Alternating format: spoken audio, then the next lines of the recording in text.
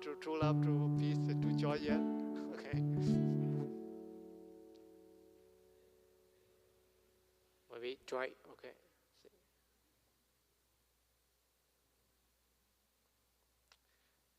We still have many songs. You have to come here many times to learn all the songs. Let's try again. Okay, try again this song. There is true joy right here. There is true joy right here. And we are so glad that we have found it. There is true joy right here. There is true peace right here. There is true peace right here that we have found. Glad that we have found it. There is true peace right here. There is true love right here. There is true love right here.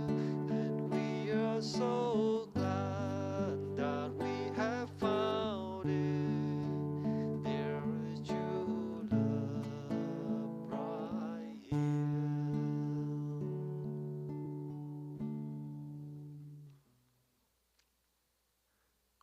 Không biết là đủ chưa? You have enough. Được chưa? Hợp Triển? Có cần thêm không? Okay, one more hả? Two more. Alright, two more.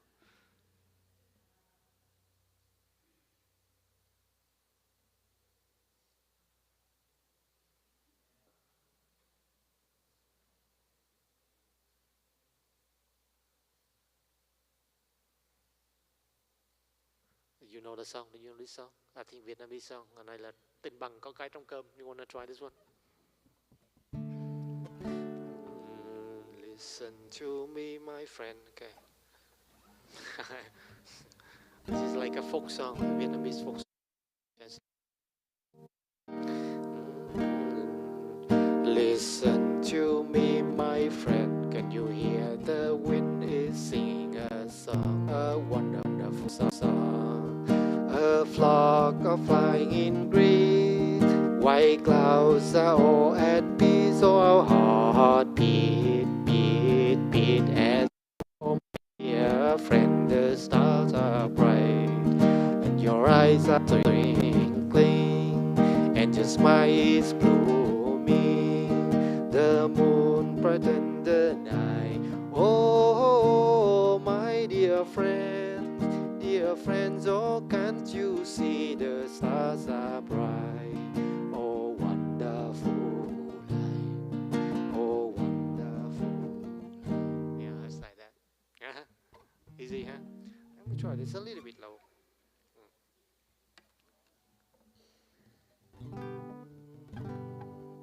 Listen to me, my friend. Can you hear the wind is singing a song, a wonderful song?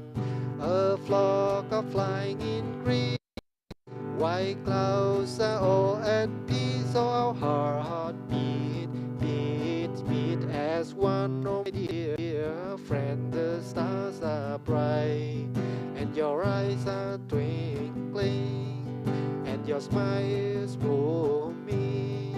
The moon brightens the night. Oh, my dear friend, oh, can't you see the stars are bright? Oh, wonderful light. Oh, wonderful light. I think this is most of Vietnamese. We know this song, but in Vietnamese, so.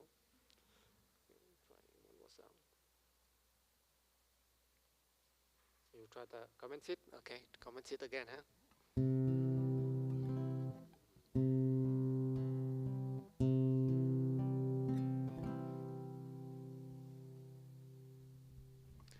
Come and sit by my side if you are lonely.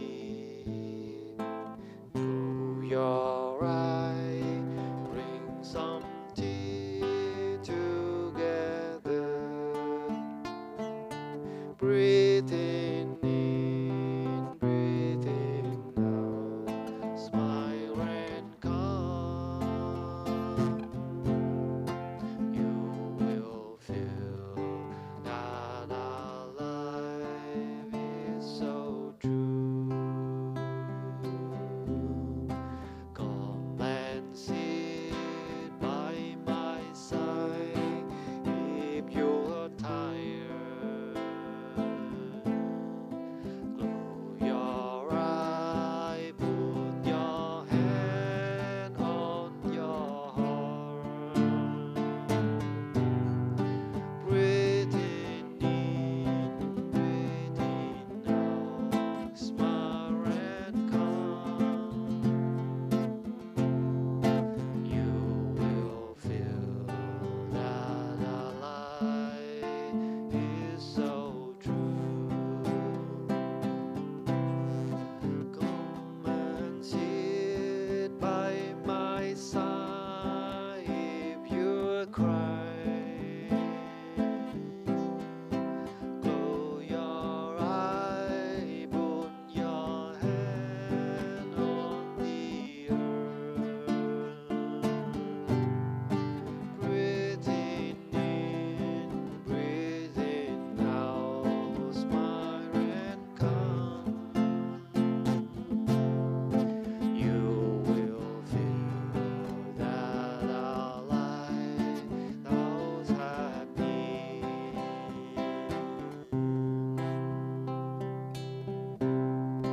Come and sit by my side if you are lonely. Close your eye, put your teeth together. Breathing in, breathing out. Smile and calm. You will feel that our life is so true.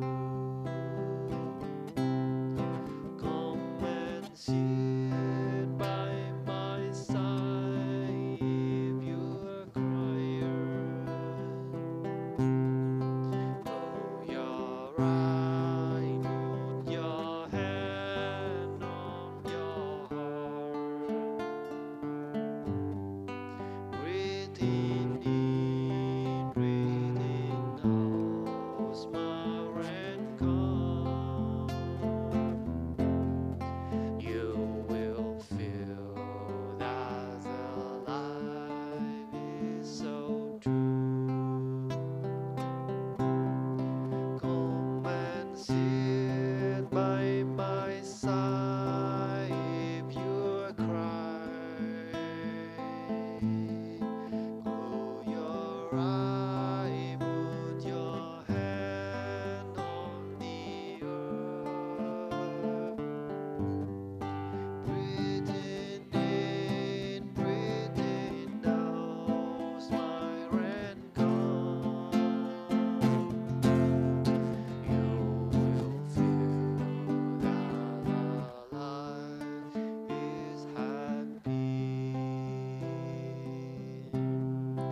Breathing in, breathing out. Smile and calm.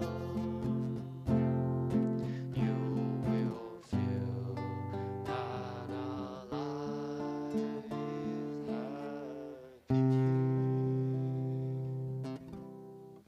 Yes, thank you, everyone. Today is also the last day of singing.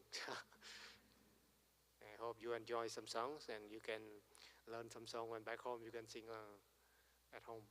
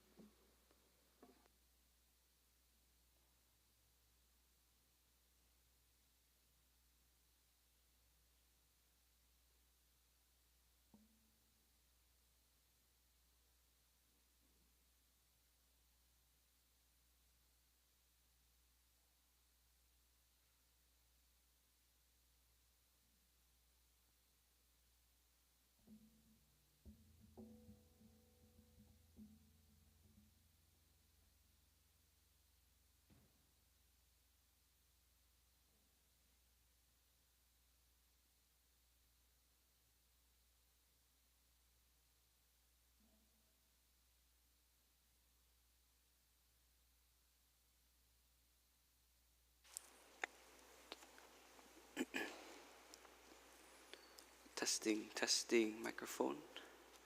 Can everyone hear me okay? Wonderful. So good morning, everyone. Happy New Year. I hope everyone has been enjoying their first moments of the New Year so far. Also want to welcome all of our friends who may be joining us on the live stream today. Very happy to have you here with us, wherever you are. And just to let you know that we are in our holiday retreat. So there are a good number of friends in this hall together listening with you. Let us enjoy some breathing and listening to 3 sounds of the bell. We can be aware of our body, aware of our posture, aware of our connection with the earth. You can invite your in-breath to flow in naturally, relaxing each and every cell of your body. And with your out-breath, you can feel your body relaxing.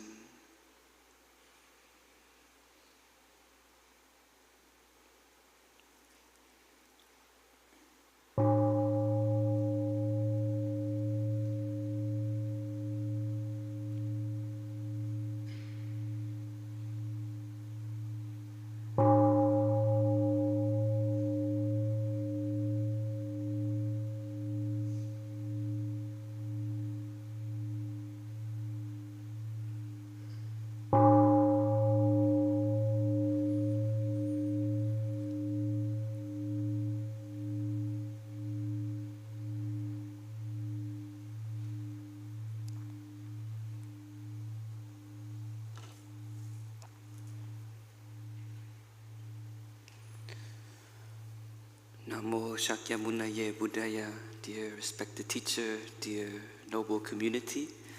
Today is Thursday, January the 1st in the year 2026. We are at Magnolia Grove Monastery in Batesville, Mississippi in the retreat themed Love is Presence. I had to, when I was making my notes, make sure I didn't write wrong 2025. So 2026. First of all, I just once again like to share my New Year wishes to everyone, and I hope everyone is starting off the New Year in a way you would like to start it. And I'd just like to share my deep gratitude to all of the friends who've come, but also all of the behind the scenes of the retreat that we may not see, whether it's our cooking teams, our monastics in the children's program, our friends in the teens program. They say a retreat where you don't notice the teens is a very successful retreat. Also like to share appreciation for like our sound team who's able to provide sound. I remember being an assistant with Tay, he would say that his talks wouldn't be of great use if there was not good sound. And so a great appreciation for our sound team, our tech teams, our meditation hall teams, and especially our organizing teams, who do a lot of work behind the scenes. And I guess just want to give all of the credit to them and to make sure that we have an enjoyable retreat together. And here we've made it to the last day of the retreat. I think for some of us, I don't know how many of us did it go by very quickly. Yeah, a good number of us, right? But we're here in this moment, and we get a chance to continue to bathe ourselves in this energy of mindfulness that we've cultivated together. So it's not just that the monastics, we've maintained something for you to swim in, but also during these past 4 or 5 days, we've cultivated this energy of mindfulness for us to not only swim in together, but to continue to sustain and cultivate as we continue. And so many of us, we will probably be leaving the monastery today, but we're also taking with us this energy of practice. And at the monastery, it's up to us as well as for the monks and nuns to maintain and sustain this energy. There's usually something called the retreat blues. So kind of like after the retreat, we're kind of on like a high or like a stimulation from the retreat. And then maybe, I don't know, the first hour after driving or the next week, reality settles in. Then we start to see, oh wow, okay, this is interesting. So, but I think that's a testament to these past couple of days of us having that chance to take care of ourselves, and now we've become more mindful to our environment around us. And sometimes that's kind of all we need is a little bit of mindfulness, a little bit more mindfulness. We're not saying 100% the whole day, but a little bit more for us to be aware of what is happening in our daily life.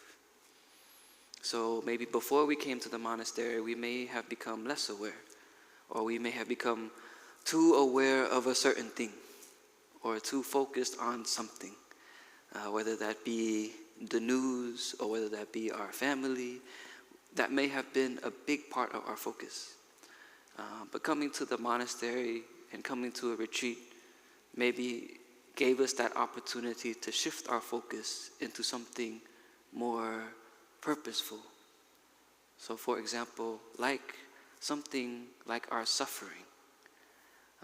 That may be something funny, but when we shift focus to our suffering, but we actually give the suffering the respect and the care and love, we actually find ourselves as a more happier person. Tay had always said, if we know how to suffer, we suffer much less. And so coming here, we get that opportunity to shift our focus into having a more positive relationship with our suffering, recognizing its roots, and taking care of it, not suppressing, not bypassing our suffering, but to see it and embrace it. I think yesterday there was a question from one of the children it was the first question actually. Something about we teach and we praise the end of suffering, but why are we still suffering? Something along those lines, and that brought a smile to my face, and I just wrote it down in my notebook. And it's true, we put ourselves. The collective thinking is like we need to end suffering, or we need to get rid of suffering. But like I had shared, it's about, because in the first noble truth of the Four Noble Truths, the first noble truth is suffering. And that's a reality. Suffering is a reality. And it's something for us to recognize, but also have a better relationship with. So not necessarily the end of suffering, because what comes with suffering is happiness. And so in order for us to be happy, we have to experience a little bit of suffering. But how have we had our relationship with our suffering in such a way where we become a much more happier person? And the tendency as humans, I don't even want to say culturally, like American, Vietnamese, European, I don't want to even say that. I think just as humans in general, I think our tendency is we want to resolve all of our suffering at once before we allow ourselves to be happy. So we want to put all of our suffering at once. We want to identify our suffering. And then we're like, I need to take care of all of this suffering, take care of all of this. I've taken care of that, now I have another one. Oh, another one just popped up out of nowhere. Before we allow ourselves to be happy again. And so, in part of relationship with our suffering is also, what is our relationship with happiness? Do we allow ourselves to be happy? Or do we just want to resolve the negative things before we allow ourselves to see the positive? And so coming to this retreat before, we may have been focused on a lot of the negative and not so much on the positive. But now being here these past couple of days, we focus on the more positive. We recognize the negative, but we also recognize the positive. I think there's a phrase saying that we take the little wins where we can take them. And so when you experience that moment of happiness, we take it. We embrace it. We cultivate it even more. A good practitioner, they recognize what is unwholesome, and they take care of the unwholesome things and have it stay dormant. But also what a practitioner does is they recognize the wholesome things and they sustain what is wholesome. They keep what makes them happy. But also they recognize what makes them suffer and they take care of it. But in the same light, we take care of our happiness. We sustain our happiness as long as we can. So aware of environment, aware of conditions, we can cultivate more positivity in our life, especially when it becomes very difficult, or especially when we become hopeless or helpless, which maybe more recently we may have felt because of so much uncertainty and so much anxiety or so much fear that not only that gets watered inside of us.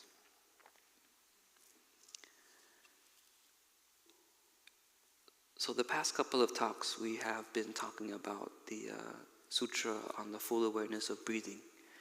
And we've learned so far the first 12 exercises of mindful breathing. And this sutra was a sutra that our teacher, when he first came in contact with it, he had shared that he was probably the most happiest person alive when he was in touch with the sutra, because it really gave him deep insight just on the simple practice of breathing. And when we take care of our breath, it is a breath that can save our life. It is a breath that allows us to fully be in touch with the wonders of life. And the wonders of life are made of many different elements. So not only, when we look outside, the beautiful sun, the trees, the grass, the birds, the clouds, but it's also what we find maybe not so beautiful, maybe like the compost or, excuse my language, the feces, or just the things that we don't find as beautiful, but that is a part of life. And a beautiful analogy that we have in the monastery is the compost that we have. It recycles and turns into maybe the vegetables that we eat today, or maybe the beautiful flower that arises. And so this breath allows us to look deeply and to recognize that just in one moment of breathing in and breathing out, we can see the reality of life, and we're so lucky to be able to get a chance to breathe.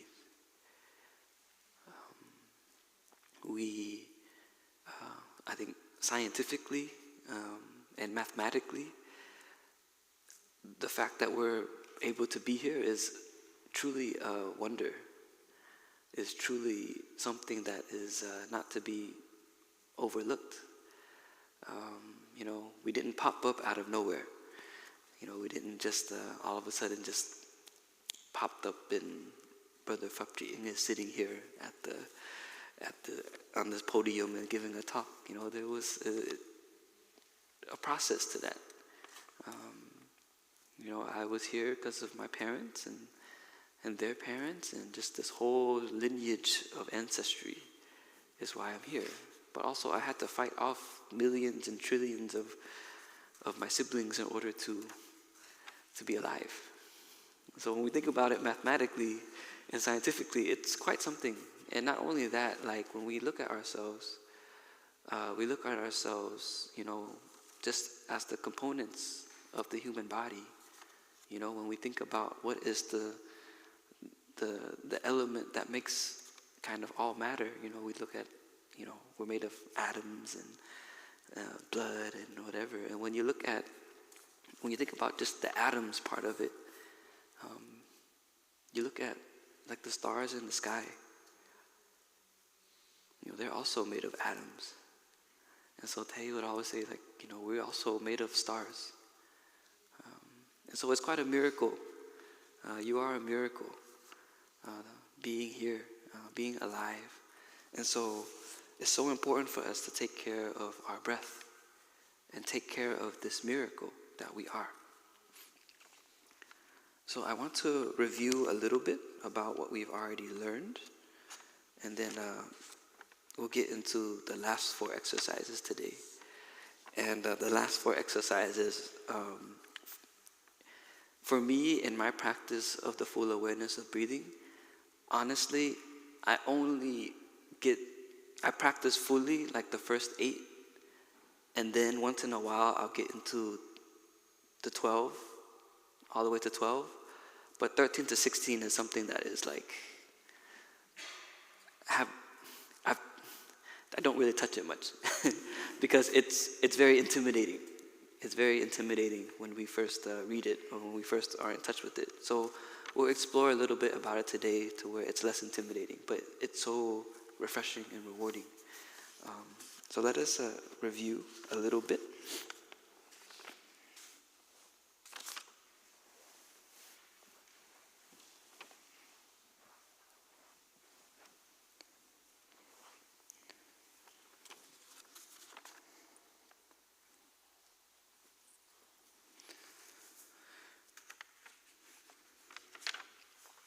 So as we remember, on the first talk that we had, our sister shared about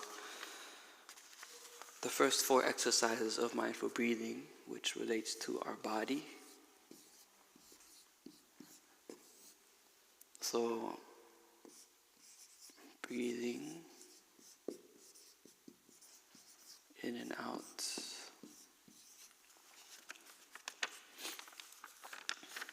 I identify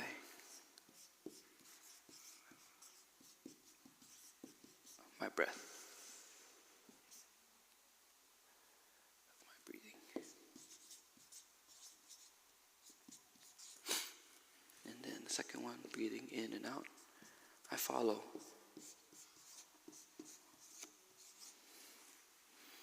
And then breathing in and out, I become aware of my body.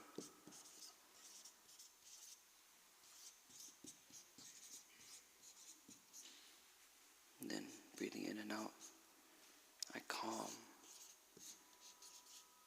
body.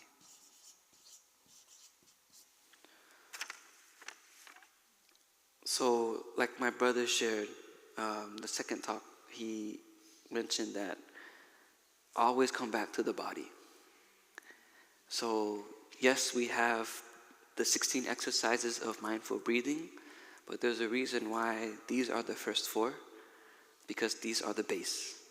This is the base of the practice. And so, yes, we can get into the feelings, the mental formations, and then the objects of our mind, but we always come back to our body. Why is that? Because our body will tell us what is happening. when we identify our breathing and we become aware of our body. So for example, when we have an area of tension in our body and we recognize it and we take care of it, we can see that this may be a cause of stress, or this may be a cause of anger, or this may be a cause of anxiety. So our body is the vessel of our practice. Then we move on to the feelings, which is the next. I should have numbered these. Okay, let's see. Let's do this. No.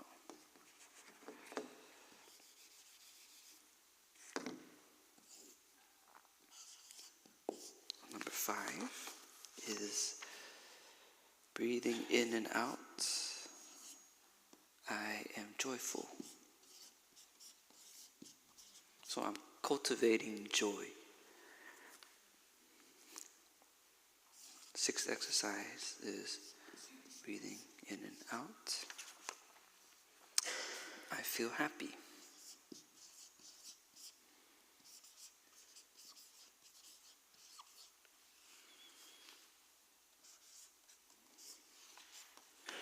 Number 7, breathing in and out.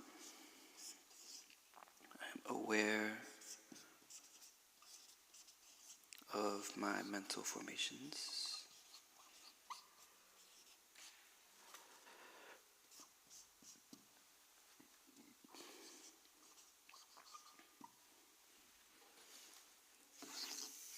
And then number 8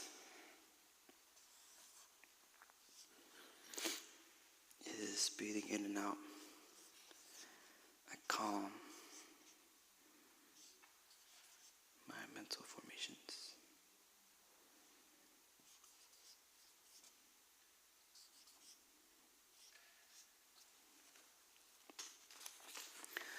So there's an important part of us cultivating joy and feeling happy.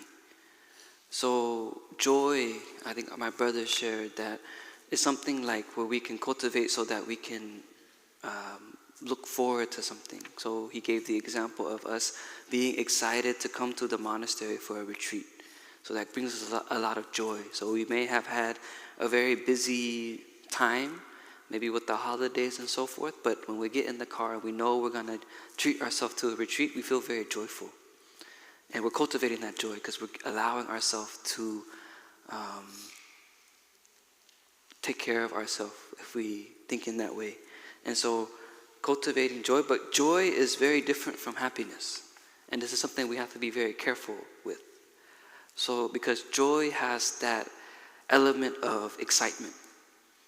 Joy has that element of maybe even desire or craving or looking forward to something. And so we have to be very careful with identifying that. So joy is kind of the gateway for us to be happy. So we can have the joy of when we get home from work of, oh, I'm going to allow myself to have sitting meditation for 10 minutes. And that, because I need it and I feel joyful about that. And that can lead us when we sit for 10 minutes to happiness.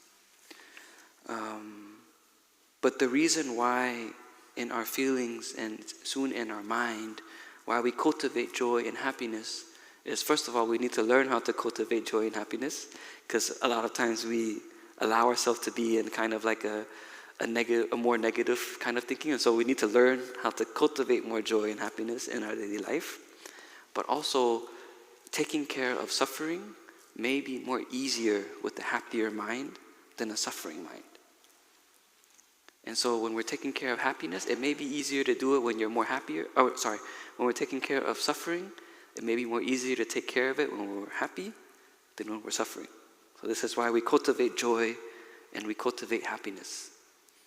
And so it becomes easier for us to be aware of our mental formations, which in turn calm our mental formations. So mental formations here can be anger, anxiety, fear, despair. I was always told when I was a young novice is you need to be able to find your happy place.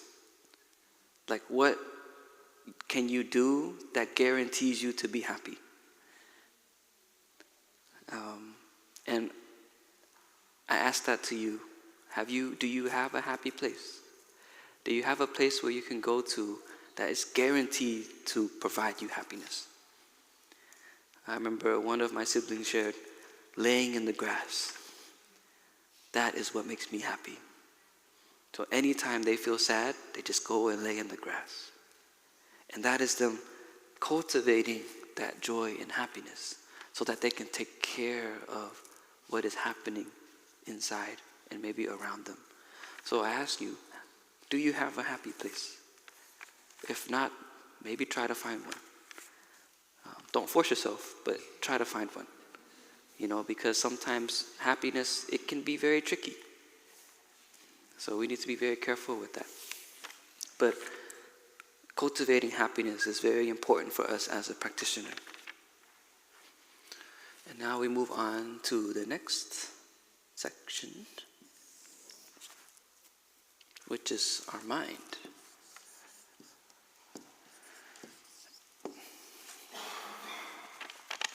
So number 9 is breathing in and out. I become aware of my mind.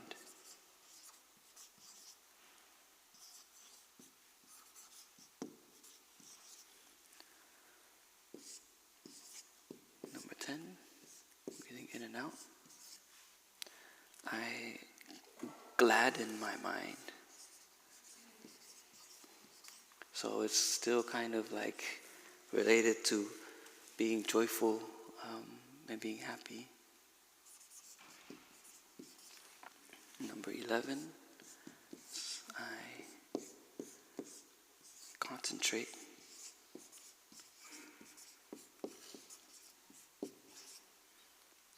Mind. Number 12,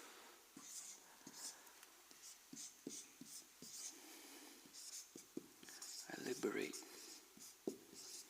my mind.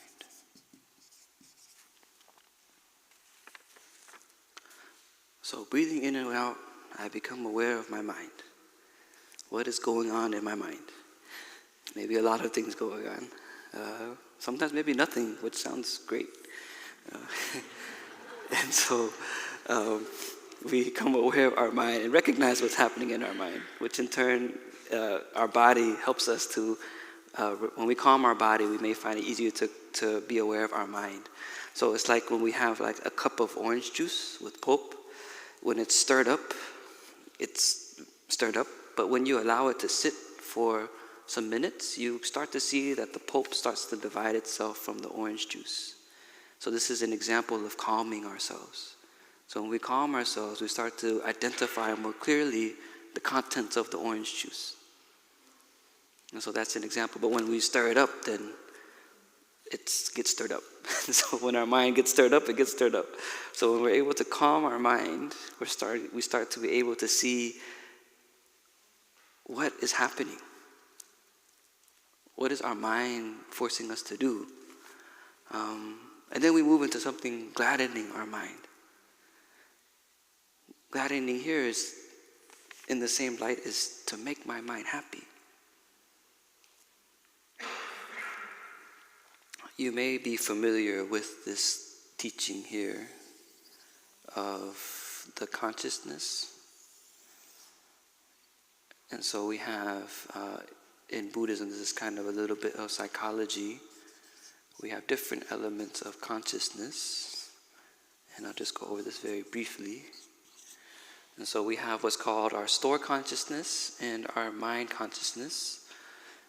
And in our store consciousness, we have what is called seeds, or bija.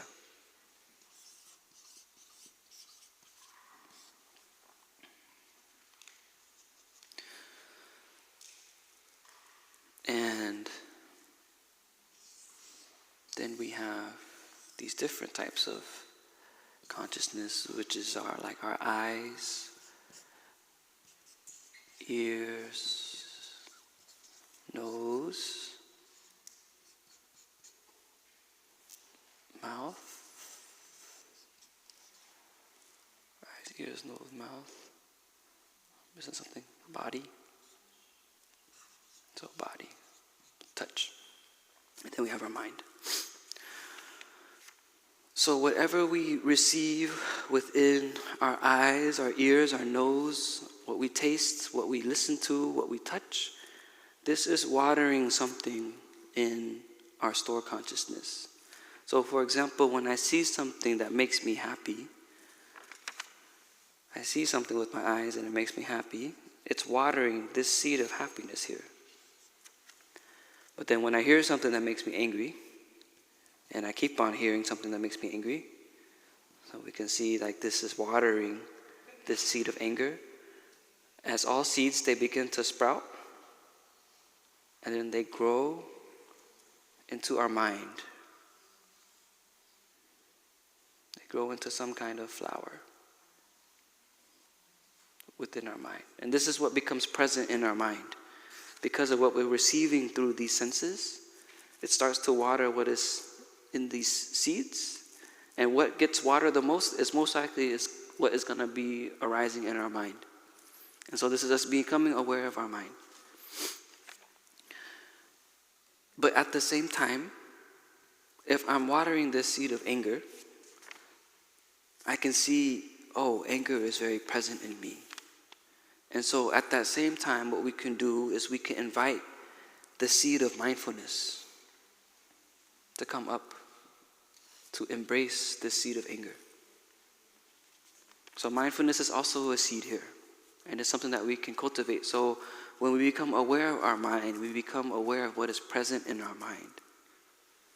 And then if we're aware that anger is present in our mind, we can slowly start to identify the roots of what is causing that anger to arise. And when we discover the roots, if we don't want anger to be present anymore, we will start to cut off what is nurturing this seed of anger. And at the same time, we start to take in what makes us happy, so that happiness can be present in our mind. So this is an example of gladdening our mind, and what we also call as selective watering. We can be very mindful in watering the positive seeds in our mind so that our mind is more positive, and we can identify the negative so that it can come down back to the store. It will still be there. So the seed of anger, it doesn't necessarily disappear. It's still going to be in our store. But how are we watering the seeds of anger, or the seeds of joy, or the seed of mindfulness? So we need to be very aware of our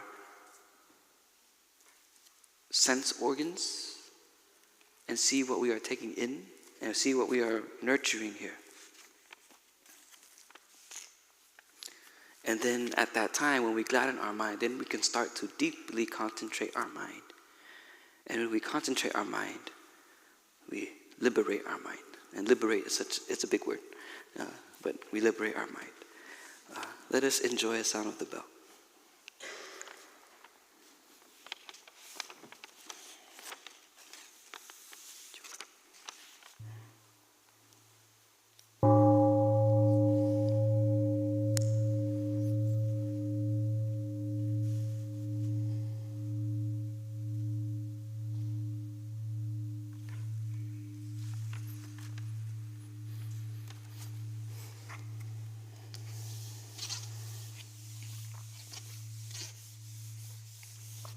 So that was just review.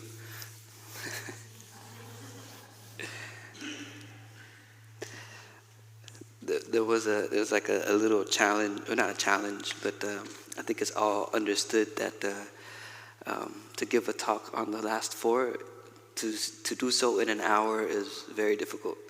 But I don't want. Yeah, we'll see. We'll see where it goes. I think I think also because it's like when we say in questions and responses, a good question doesn't have to necessarily be a long question. And so like I don't know, for myself, I think a Dharma talk that ends relatively on time, everyone's happy. so, so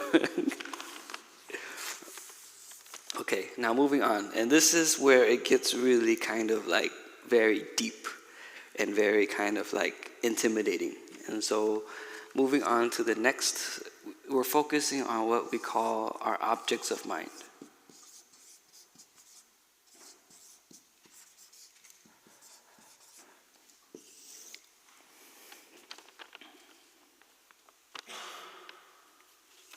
So objects of mind are kind of like perceptions of the world. And so, for example, in science, it would be something like, oh, okay, the mountains, the rivers, the trees, the people, those are like the objects in our mind. So that's going to be the object of our mind.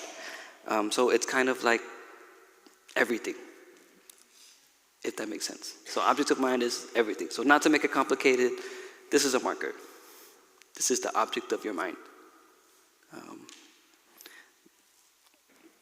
That is a podium. That is the object of mind. So that's what it is, right? I don't think we can argue that this is not a marker, right? So this is the object of mind. Because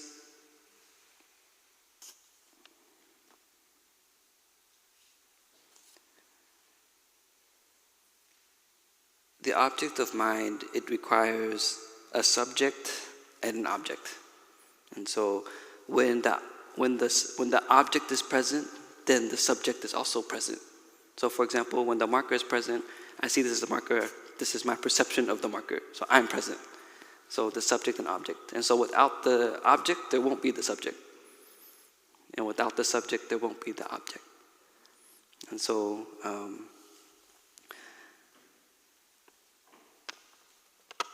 for example, if we are angry, we need to be angry at something.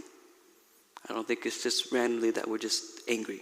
Like something made us angry. I think usually we can agree on that. Something had made us angry. And so anger needs an object for it to be angry at. And so anger is a type of mental formation.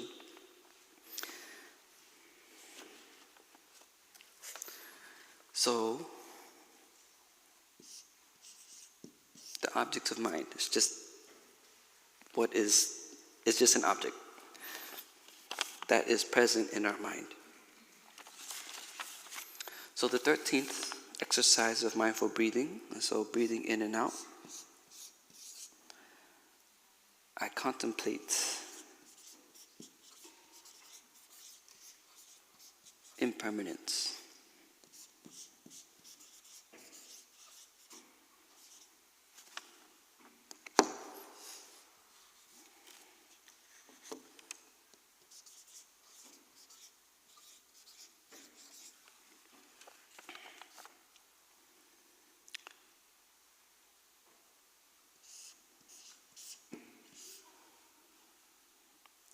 The 14th exercise, breathing in and out. Contemplate, save time here.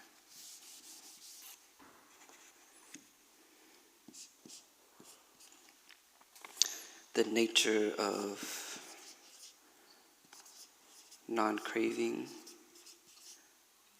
or desire.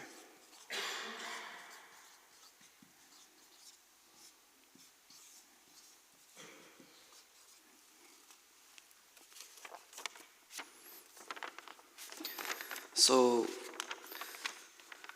when it comes to contemplating impermanence, impermanence is something that we can easily understand. It's something like with a lot of teachings, it's maybe easy to understand. But to actually apply it in our practice, that's a different story. So I can teach you, or I can say, and we can comprehend impermanence, like, okay,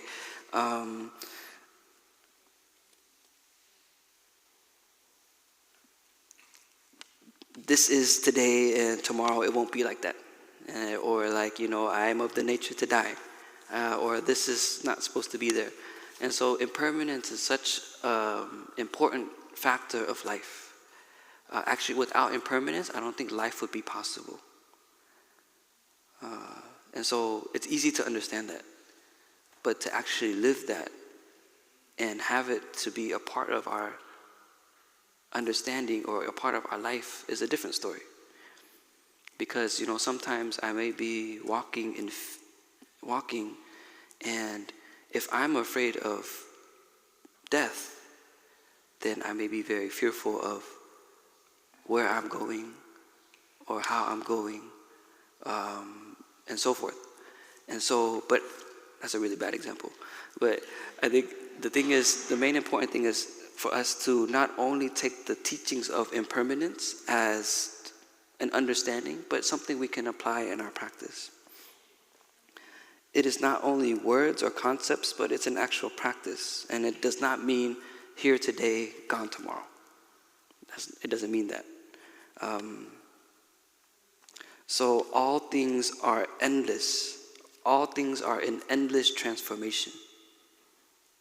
So nothing has its own self. So everything is transforming.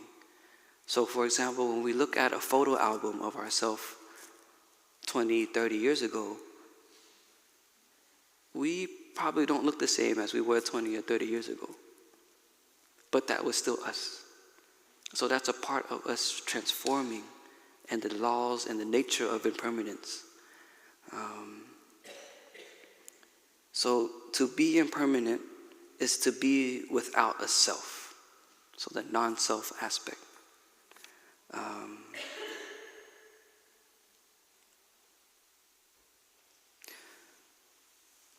So we have to look deeply into this cycle of impermanence. So for example, when we see the day, we see the sun that rises and the sun that falls and the next day that comes. So for example, we just finished 2025 and now we're moving into 2026. But we can't allow what happened in 2025 to keep us in 2025. So because of the laws of impermanence, we can move forward and do better or have more, a different way of looking at our life.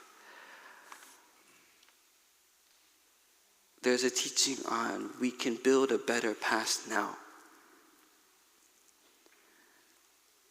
Yes, we have lived our past, and that maybe has brought us to this moment, but this moment will eventually become the past. And so we can actually build a better past right now. So this retreat that we're in, we may have very good, positive core memories, and this is a positive core memory for our past. So that's why we always say, life is only available in the present moment. Because the present moment has within it the three times: the past, the future, and the present. And so if I'm taking care of this present moment, not only am I taking care of my past, but I'm also taking care of my future. Because I no longer need to worry about anything in the future because I'm taking care of right now. And if I take care of this step and this breath in this moment, I'm taking care of my breath and my steps in the future. So looking deeply, we can see that impermanence is neither negative nor positive. It's just impermanence. So, for example, without impermanence, how can we transform our suffering into happiness? Like if our suffering is permanent, what makes you think that happiness is possible? So, thanks to impermanence, we're able to transform our suffering into happiness. It's easy to understand, but how do we apply it? How do we live our life in such a way where we're not caught into the things that we may think as permanent? And impermanence actually also gives us hope. it gives us hope that those who we think cannot transform are able to transform. Maybe not tomorrow, maybe not in 4 years, maybe not in this, but they have that capacity to transform. It takes time. Because of the laws of impermanence, it gives us that hope. So there's no need to discourage ourselves when we think that there's something like a challenge or a suffering that is so heavy that it won't transform.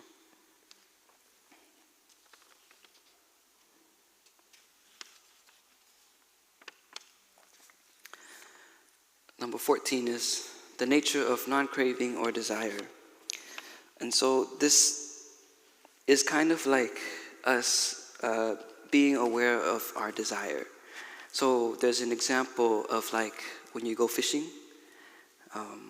that you put the fishermen, they put the bait on the hook, and it can be like a synthetic type of bait, and then they put it out, right? And then they try to lure the fish, and the fish, if the fish knew it was synthetic, it would not bite. But the fish gets lured by the lure, and they bite, and then they suffer. And so because they have the desire to eat, or the desire to fulfill to eat the bait, but it's actually fake bait. But if the fish knew it was synthetic, it wouldn't do that. So it's funny, it's like if hindsight was available to us in the present, I think life would be a lot easier if we knew hindsight was available. But looking at the nature of desire or non-craving. So for example, if only I could have that, I would be happy. If I was successful in that, I would be so much more happier. If I had this degree, I would be so much more successful and happy. But is that true? I was talking with a friend, and he was sharing that he works with a lot of high-profile clients, and is high profile, and they work with a lot of money and things like that. And the thing is that was very clear to him was that they actually, when they were working, nothing related to money. When it took to taking care of his clients, it was all about how do we cultivate happiness, because they felt empty. They may have had everything that they can buy anything that they want, or they don't have to worry about that aspect of life. But they felt so empty. There was a void. And so sometimes when we're able to take care of ourselves, and we are able to take care of our suffering, and able to take care of our breathing and steps, we are actually probably the most rich person on earth. We're able to love ourselves. We may be the richest person on earth, because not a lot of people are capable or able to have the right conditions to do that. But we're here, and we're giving ourselves that opportunity. And so simple living as a monastic, but also just in general, has given me a lot of freedom, has given me a lot of peace, it's given me a lot of joy. And so we have to look into that nature, like what causes desire. What's the idea of happiness? What's the idea of success? Are we happy with just enough?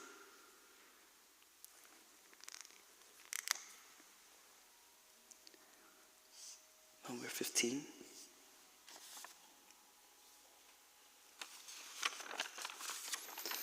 This is where it gets really deep. Okay? Breathing in and out. I contemplate on the nature of no birth and no death.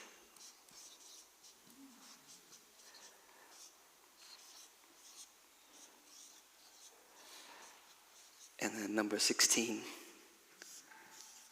is breathing in and out. I contemplate letting go.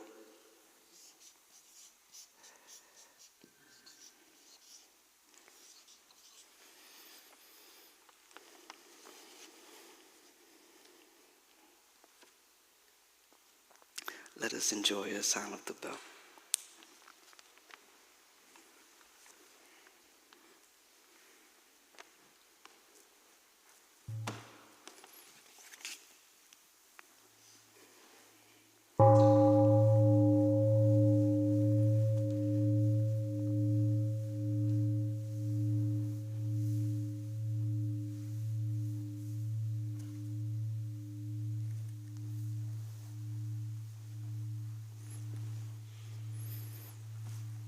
I forgot something.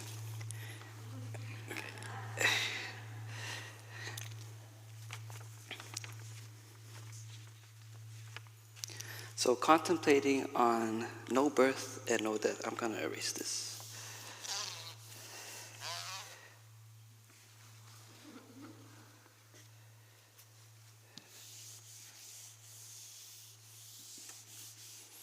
And so, as humans, we have the tendency to think in a very dualistic way. So we have the tendency to think, if there's no birth, there's no death. If there's no coming, there's no going. If there's no being, there's no non-being. And so we can look at, as an example of being and non-being, as a straight line. And here is the moment, we can put this as B, as the moment of birth. And then here is our lifespan, and then we can put this as D, as the moment of death.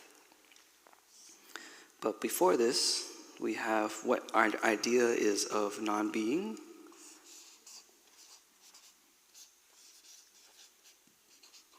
Then we have being. And then we go back into non-being.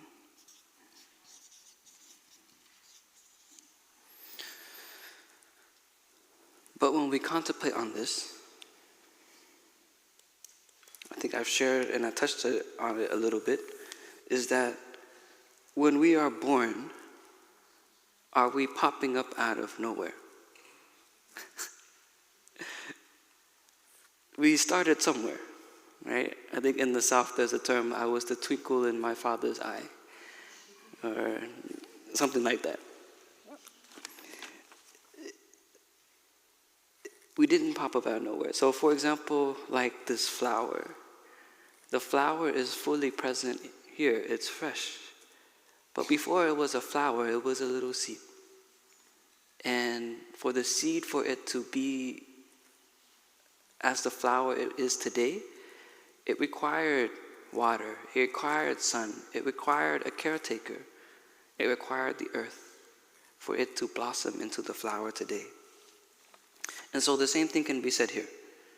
So rather than us being, yes, we were born, but actually this is not only a moment of birth, but it is a moment of continuation. So that is why in Plum Village we don't really sing happy birthday, we sing happy continuation day. Because it is a continuation of our whole ancestry, of our parents, of their parents, of that whole lineage. I don't need the whiteboard is not enough. And in this area of being, we are alive, but there's also we're continuing this line here.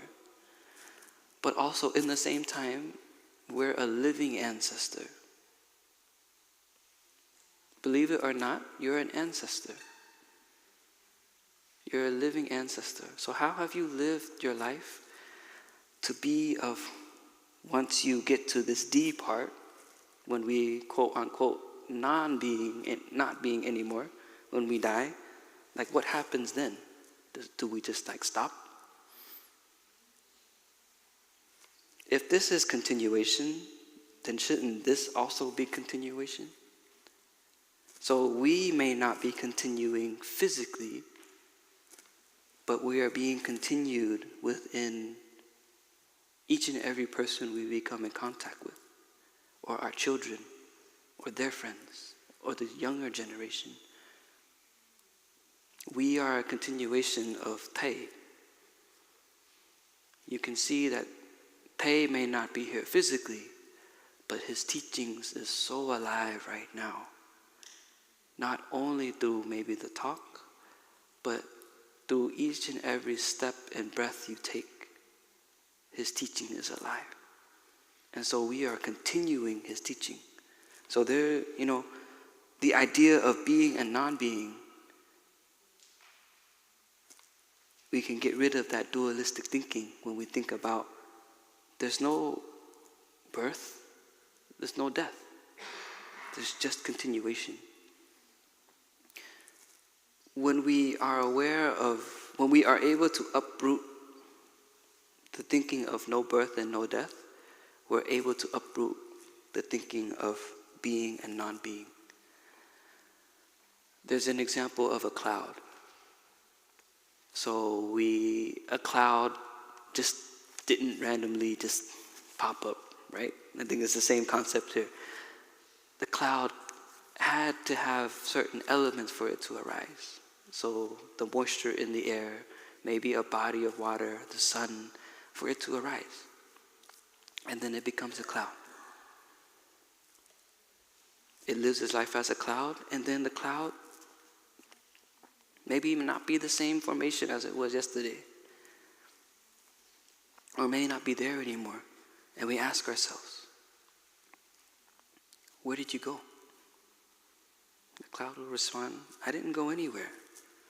I have become the rain today. I have become the frost you see in the morning. So there's just continuation. And I think, and especially in Western society, the idea behind ancestry, I think that's something that has been forgotten. And I think that's something that we as practitioners, we need to cultivate more, is our ancestry. Yes, there are good and there are bad ancestors. We can recognize that. But if we're able to transform their suffering, they will be very proud of us. When we understand our ancestors, where they come from, how they grew up, given the conditions they had, like, for example, like my grandparents, they probably grew up in a time of war.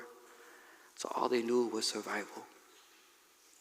And understanding that I have so much love for that, so when I inherit that, I can transform that so that my future generations don't have to experience that trauma or that suffering. So our ancestry is something that I think we should rekindle, to take care of, understand our ancestors. Not to have so much hate for them, but to understand them and to have compassion so that it can transform.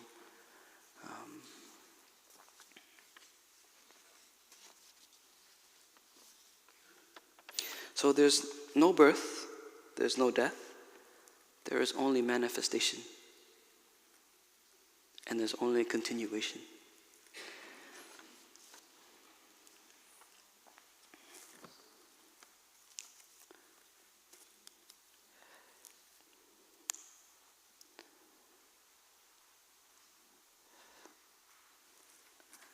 I brought this up here just because I was reminded of an example that Tae had given, and I just thought it would be fun to do it again.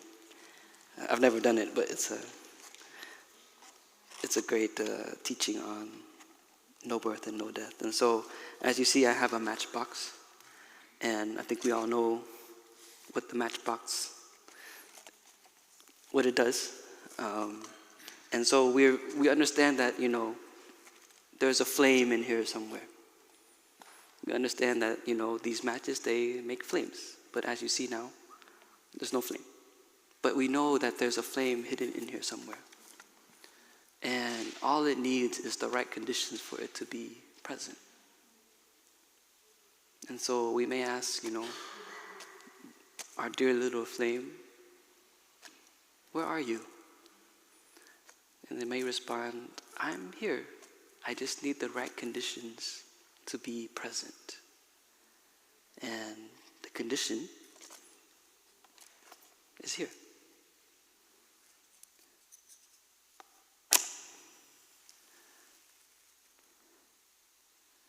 And so now the flame is alive, given to the right conditions. And then we can ask the little flame, where did you come from? And it's like, I came from not only this matchbox, but the condition of striking the box. But I didn't come from anywhere.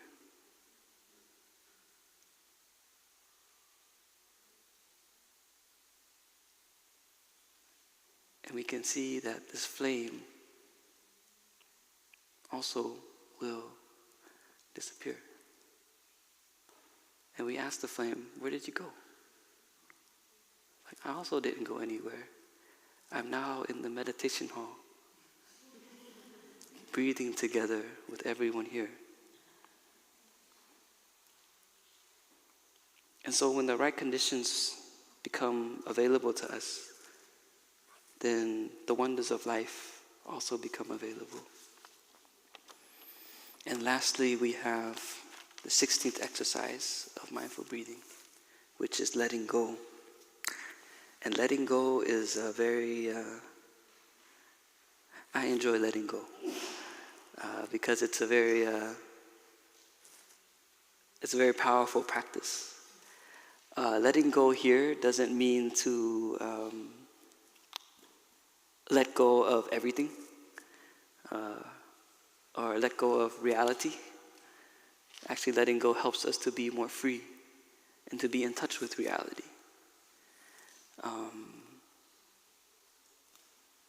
It helps us to shed light into letting go of our desires, attachments, fears, anxiety, hatred, and anger. When we usually have the tendency to think of letting go as something for us to lose things that make us happy.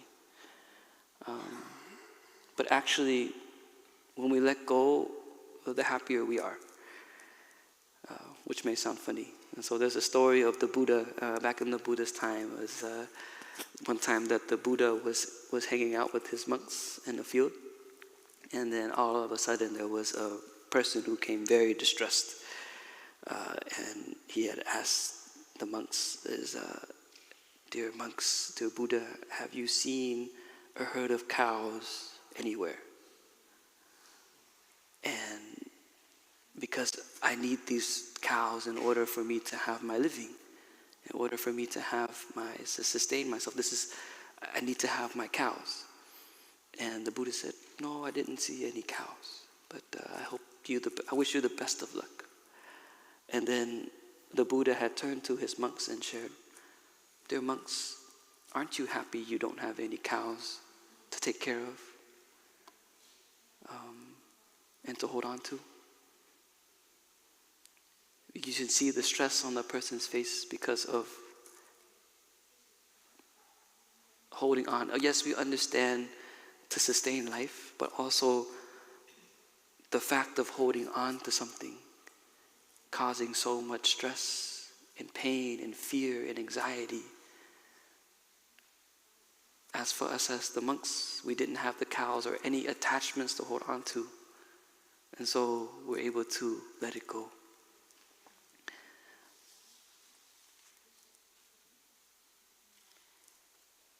And so when I think about the practice of letting go,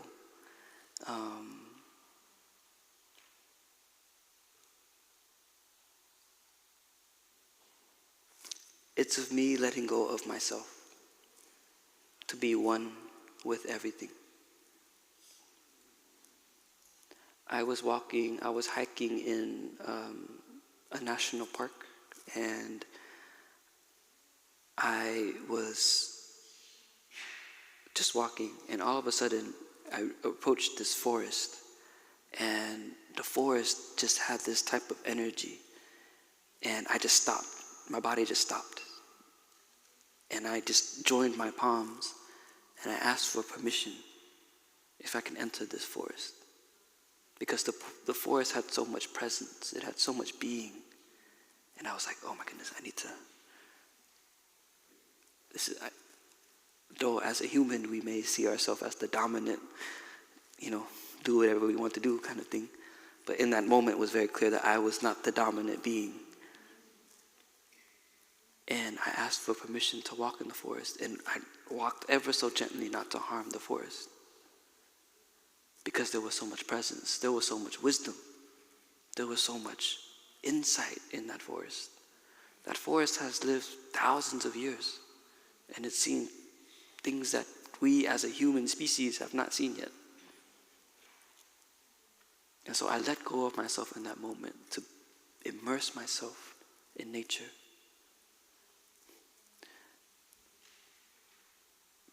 Practicing letting go as we let go of ourselves. We see that we are no longer just me. We're made of elements that are not me. So non-me elements. So like the flower is made up of the sun, the water, the earth. I am also made up of the sun, the flower, the earth, my parents, what they had to go through. And I am a continuation of that. I am a being of that. I am not myself. And so it's to let go of this notion that we have of being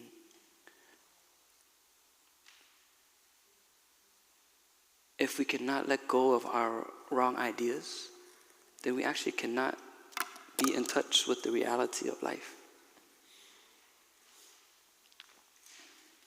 And letting go, it doesn't mean to abandon one thing in order to seek something else.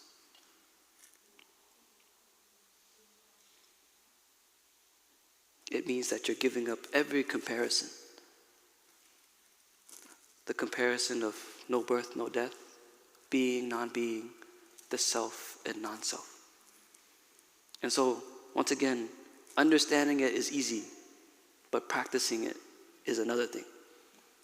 And so when I practice, I see myself as a part of the earth. I share the earth with the trees. I share the earth with the squirrels, the raccoons.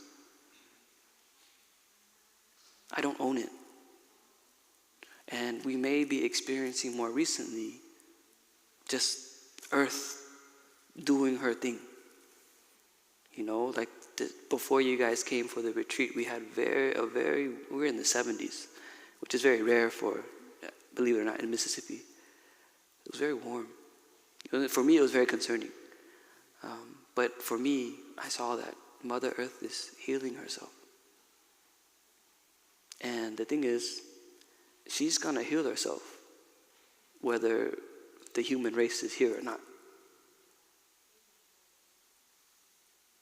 Because, we, through science, came about in the history of the earth.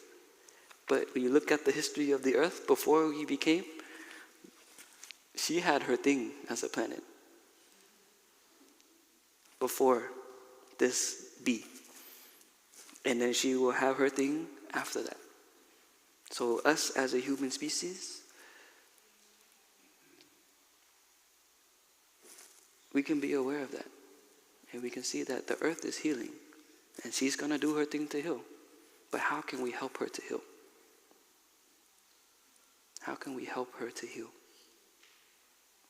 How can we see ourselves as a child of the earth? Just like a mother and her child. The mother would do anything to take care of her child. But how have we been worthy to be the child of the earth? And so with this, we can let go of our notion of the self and live life with more purpose and more meaning. And do we want to be right, or do we want to keep the peace? So do we want to be right, or do we want to keep the peace? Sometimes keeping the peace requires us to let go. Especially when it's in an argument with family members, or even in our community when we come to decision making, it requires us to practice letting go. And and trust in order to keep the harmony and keep the peace. So,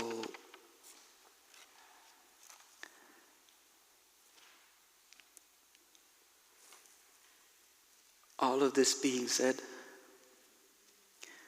the deep natures of impermanence, of desire, of no birth, no death, and letting go, this can all be possible with one in-breath and one out-breath. This can all be possible with one step. Identifying and following, aware of the body. This can all be possible with that. So it doesn't need to be a sequence of things. We can practice just being aware of our breath and our body, and that allows us to truly be deeply in touch with life and to live life in a way that we have more purpose, more joy, and more happiness, more compassion and understanding for one another.